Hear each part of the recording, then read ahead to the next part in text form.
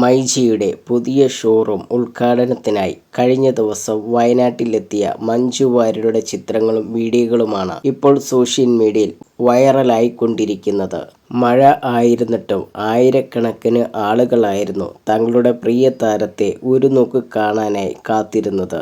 മഴയായിട്ടും തന്നെ കാണാൻ വന്ന ആളുകളോട് തൻ്റെ ഹൃദയത്തെ തൊട്ട നന്ദി അറിയിക്കുന്നതായി മഞ്ജു വാര്യരും പറഞ്ഞു.